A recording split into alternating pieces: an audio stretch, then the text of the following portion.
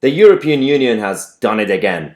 As you know, if you've been following this channel over the last few days, they've been doing this EU summit to make sure that all EU 27 countries agree to Ursula von der Leyen's plan, which is originally Merkel and Macron's plan, to spend 750 billion euros across Europe to help with the economies, with all the financial crisis. And you had the Frugal Four, Denmark, Sweden, the Netherlands, and Austria, and then you got Finland actually joining them. These are the more fiscally conservative countries who opposed the original plan. They wanted all of the 750 billion euros to be in loans, not grants.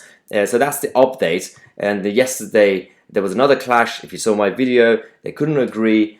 And as expected, Brussels managed to force the Frugal Four, or now Frugal Five, to agree with a tiny bit of compromise. So, as the Times says, the European Union clinches a historic recovery deal at the Marathon Summit, which overall was 100 hours of talks, which was basically just repeating themselves over and over again. So these are the four countries. You got Austria, Denmark, the Netherlands, and Sweden, and then Finland slightly joined them as well. They wanted this financial package to be more fiscally responsible. They also, I mean, on the one hand, I support them over France and Germany and Brussels. On the other hand, this behavior actually is the reason that North and South, there's a massive divide. And so you have countries like Italy and Spain in massive need. And these countries obviously want to protect their own sovereignty, their own nations, which means that certain southern countries would have felt left out. So it's a weird situation with the whole European Union. But in terms of how they managed to get them to agree to this plan, because they forced them, essentially. That's what they do, last minute. Days of negotiations, often marked by bitterness and mutual hostility, were dominated by President Macron and Angela Merkel, who brokered today's final deal with a mixture of strong-arm tactics and bribes to individual countries. This was a summit whose conclusions are truly historic. We have put in place the capability to borrow collectively communism, to put in place a collective recovery plan for the first time. This is what Macron said. And with this recovery plan, we will reach a near doubling of the European budget over the next 3 years. So this is communism and Keynesianism on steroid. It's not going to work. It's a stupid idea. They're now issuing bonds on a European level. The European Union is now officially acting like a country. Well done. This is what they always wanted. So the Dutch Prime Minister, who led the opposition up to yesterday, until yesterday, to the Common Debt Fund, insisted that the deal would not lead to a permanent transfer union with money flowing from Northern European taxpayers to fund borrowing for Southern Europe. This is a one-off. There is a clear necessity for this given the excessive situation, he said. Considering until yesterday, he was very strong and stable. He was saying, no, I'm not going to do this. We're not doing this. This is stupid. We're not going to take money from someone and give it to Southerners. Now he's saying, oh, it's actually a good idea, guys. It's a one-off. Brussels did nothing wrong. All right, Rutter. So what they did, partly they forced the 4 countries, with Finland 5 countries. Partly they had to bribe other countries. So Merkel and Viktor Orban, the leader of Hungary, have always had issues. And the European Union have been trying to force Orban to introduce more democratic reforms in Hungary. And obviously Orban is more of a nationalist, he's more of a... he doesn't play with by the rules of the European Union. And sometimes it's actually it could go slightly illiberal. But that's Hungary, and that's what people wanted. They voted for him. So this is his country, he wants to protect it. And they've been trying to force him to make a U-turn, to play by the rules. And he said that if you want to get this deal done, this financial package, he used that as his tool. He said, well, just leave me alone. Stop forcing me to impose these democratic reforms. And they agreed. Yeah, so Germany and Ursula von der Leyen made a deal with Orban, and he didn't veto the package. He voted for it, he agreed, and now they're all one big happy family in the European Union. And everything's fine now. They're all going around celebrating that, look at us, we're so united. Now we're going to help every single country financially with the economies. They don't understand that, give it a few years, give it a decade. All this mutual debt situation, all this borrowing, all this, because they're going around pretending that no taxpayer has to pay anything extra.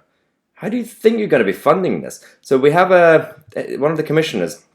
So Breton said, for the first time, Europe borrows money for Europe and Europeans. I mean, I don't know why he sounds so proud, but okay, about borrowing.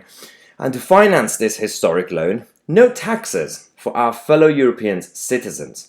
That is a massive lie. They're lying to everyone, and some Ramoners and some of these federalists believe it. He's saying that, no taxes, like no tax rises. What he's talking about is on a continental level, and in terms of tariffs and everything else. You do realize that each country's governments have to repay the loan and all the debt, and government's income comes from taxation. So at the end of the day, it will be each citizen in Europe that has to pay for this through their taxes. Stupid. It is only at the borders of our internal market that we will put taxes. Told you. Hashtag next generation EU. That should have been hashtag next generation is going to be destroyed by the EU.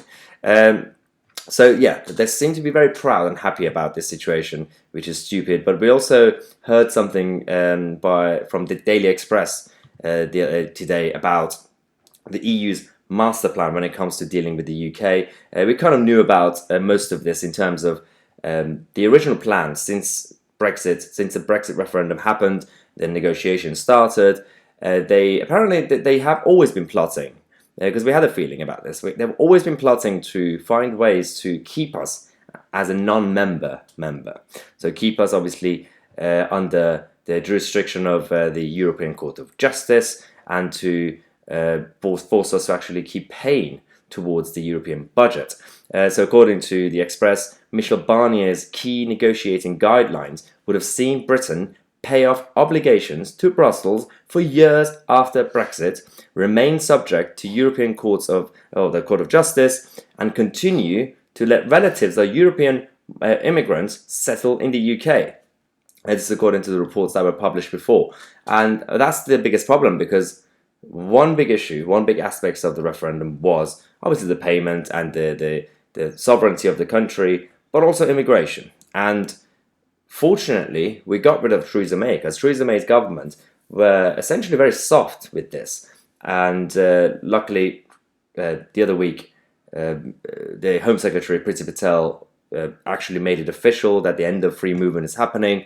Obviously, European citizens, the existing citizens in the UK, have rights, just like how UK citizens in Europe will have rights, but nothing about relatives or families. Otherwise, this is not going to work out at all. So the Express says that ending free movement of workers from EU states, budget contributions to Brussels, and oversight by the European Court of Justice were central to former Prime Minister Theresa May's Brexit plans. However, in language that echoed the tough line taken by the 27 other countries and EU leaders, the paper spelled out Brussels' aim to protect the rights of 3 million EU citizens living in Britain, extract cash from London to cover a wide range of existing commitments, and ensure EU judges could hold Britain to the treaty after Brexit. I mean, I'm not even that surprised.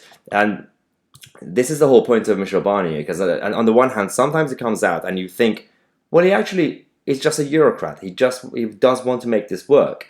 But at the end on the other hand, he's been talking with people like Guy Verhofstadt and obviously Macron and everybody else. Yes, on the one hand, he's a puppet, but he's also the puppet master himself, because he actually does have influence during the talks. But luckily, we are leaving finally, officially. That should be good. In other news, before we finish, this is worse. Yes, Shamima might be coming back, And the Sun has released a report showing how this could cost us £10 million in security to protect her, and for her to stay here while she's going through the appeal for her citizenship. £10 million, which will be funded by taxpayer money. Why? We have this issue with the whole concept of Shamima coming back. But if she's coming back, if this is going to be costing 10 million, someone else has to pay for it. I'm not paying for this. And I know Priti Patel wants to take an appeal again to make sure that we could stop her from coming in. But if she does coming, this is the cost, potentially £10 million through the taxpayers' money. Brilliant, guys. Well done. This is thanks to our senior judges in the UK, who definitely need to be reformed. So I just wanted to give you all these updates for today. Thanks for watching. If you want to support the channel so we could keep going, make sure to become a member. Check out the link in the description, or go on youtube.com/myitc/join. We're going to have more perks added to the membership club, because unlike others, I don't want to just take blank donations just for the sake of it. This is the membership club.